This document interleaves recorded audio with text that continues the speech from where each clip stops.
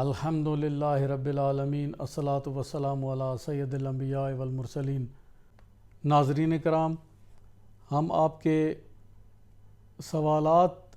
کے جوابات کے ساتھ آج 10 رمضان المبارک کو حاضر خدمت ہیں۔ میں سوالات کی سمری پہلے بتا دیتا ہوں تاکہ آپ کی دلچسپی برقرار رہے اور آپ پروگرام آخر تک اسی خشوع و خضوع کے ساتھ ملاحظہ فرمائیں۔ جو سوالات لوگوں نے پوچھے ہیں اس کے مطابق اس کی سمری کچھ اس طرح ہے کہ آقا علیہ الصلاۃ والسلام کا جنازہ مبارک کیسے ہوا، اعتکاف